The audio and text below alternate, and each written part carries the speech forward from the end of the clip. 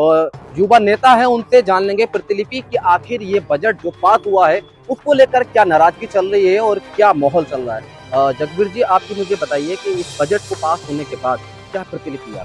देखिए, पूरे देश में हर्षोल्लास है। पूरा बहुत अच्छी तरीके से देखा जा रहा है और अच्छे युवा महिला सशक्तिकरण की ओर देखा जा रहा है। नए भारत का नया बजट है और इससे हिंदुस्तान की जीडीपी को, भारतवर्ष के लोगों को एक पावर बूस्ट मिलेगा।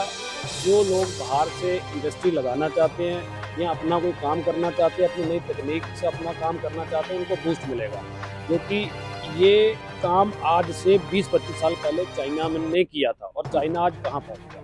तो हिंदुस्तान उस चीज़ को कर रहा है, तो ये चीज़ इनको समझनी चाहिए कि आज से 10-15 साल बाद हम कहाँ होंगे। तो ये चीज़ सभी युवा वर्ग समझ रहा है, सभी महिलाएं समझ रही है, जो शिक्षित वर्ग है वो समझ रहा है। लेकिन जो जिनको खाली राजनीति करनी है, वो कमियां ढूंढनी है, वो कमियां ढूंढ रहे हैं और विरोध कर रहे हैं, बाकी कुछ। अब विपक्ष की बात कर लेते हैं तो अखिलेश यादव नाराजगी जता रहे हैं, पंजाब के मुख्यमंत्री वो किसानों को लेकर नाराजगी जता रहे हैं। तो क्या उनको लगता है कि इस बजट में उनको कहीं ना कहीं मुनाफा नहीं पहुंचा है? देखिए, बात यह है 2027 में इलेक्शन आ गया है। उनको अभी तक योगी सरकार में, मोदी सरकार में बाकी कोई कमी तो दिखी नहीं। वो सोच रहे हैं इसी को किसी तरीके से कोई ना कोई मुद्दा बना लिया जाए। अभी मैं पीछे का उदाहरण एक दूंगा, शंकराचार्य जी का। प्रयागराज में अभी एक घटना हो गई, वो घटना क्यों हुई ये तो किसी ने समझा नहीं। उस घटना को इतना तोड़ मरोड़ कर, इतना वो उसको एक मुद्दा बनाने की कोशिश करी और इतना बड़ा उसको मुद्दा बना के कि पूरा सरकार को घेरने का काम किया गया। ये आप बताइए, ये काम किसी पार्टी का या राजनीति का था? ये एक मेले में एक व्यवस्था को लेके एक जो व्यवस्था बनाई गई थी, उस व्यवस्था का एक जो भी काम था, तो उसको इतना बड़ा मुद्दा नहीं बनाना चाहिए था। वो कांग्रेस ने, समाजवादी पार्टी ने, इन्होंने इतना बड़ा मुद्दा उसको बनाया और ठीक है, बाद में हुआ क्या, इनको मुक्की खानी पड़ी। अच्छा, तो मुझे किसानों के बारे में बताइए। पंजाब के जो मुख्यमंत्री हैं वो किसानों के लेकर, ये बजट को लेकर ये कह रहे हैं कि किसानों के हित में नहीं है। ऐसी क्या चीजें हैं जगबीर जी जो किसानों के हित में है? ये उन्हें बतानी चाहिए ना, क्या नहीं है किसानों के हित में, क्या नहीं है, ये चीज़ उनको बतानी चाहिए। इसमें खाली कह देना किसानों के हित में नहीं है, खाली एक माहौल बनाना भारतीय जनता पार्टी के खिलाफ, सरकार के खिलाफ, तो वो गलत है। क्या हित में नहीं है ये इनको बताना चाहिए। बजट में इतनी चीज़ें किसानों को दे दी गई हैं। किसानों के माल का एक्सपोर्ट होगा, तो जब एक्सपोर्ट होगा तो माल के जो भी अनाज है, किसानों का जो भी अनाज, गेहूँ है, चावल है, मक्का है, धान, जैसे भी दालें वगैरह है, नारियल है, काजू, जो भी हमारे भारत में होता है, उसका जब एक्सपोर्ट होगा, एक्सपोर्ट होने से दाम बढ़ेगा। दाम बढ़ेगा तो किसानों को ही लाभ है ना। ये तो भगवंत मान जी को बताना चाहिए कि किसानों के हित में क्या नहीं है।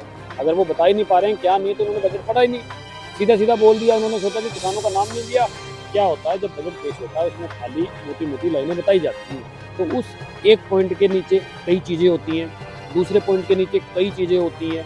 ठीक है, अब जैसे इंफ्रास्ट्रक्चर का एक छोटा सा उदाहरण दे दिया। इसका मतलब अखिलेश यादव ने अभी जो प्रेस कॉन्फ्रेंस करी थी तत्काल, तो क्या उनको नहीं करनी चाहिए? हड़बड़ी में करी है ना, हड़बड़ी में करी है। 2-3 घंटे में कौन पढ़ लेता है? बस इतना बड़ा एक बैग होता है, उसको 2-4 घंटे में कौन पढ़ लेता है, आप बताइए। अभी भी मैं अपनी बात बता दूं, मैंने मूलभूत चीज़ें, अब जो मोटी मोटी चीज़ें हैं बजट में, वो अभी पढ़ी है।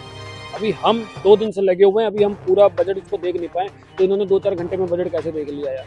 तो हड़बड़ी में युवाओं की बात कर लेते हैं। आप युवा हैं, युवा पीढ़ी हैं, तो युवा पीढ़ी को लेकर आइए। युवा पीढ़ी को लेकर किस तरह से देखते हैं, किस नज़र से देखते हैं? युवाओं के लिए सबसे तकनीक, जब माननीय वित्त मंत्री जी ने कहा कि नई तकनीक को हम बढ़ावा देंगे, तो नई तकनीक को जो करने वाले लोग हैं वो तो युवा ही लोग हैं ना।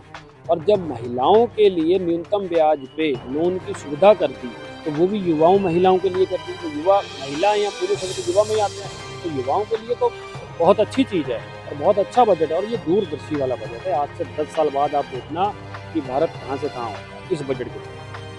तो ये भारतीय जनता पार्टी के युवा नेता थे जिनका यह कहना है इस बजट को लेकर युवा पीढ़ी के लिए बहुत अच्छी बात है और बहुत अच्छी मिसाल है। जनता पार्टी ने जो बजट पास किया है बहुत ही अच्छे तरीके से पास किया है, इसकी सभी ने ज़्यादातर सराहना किया है। कैमरा सहयोग के साथ विशाल सक्सेना, रामपुर।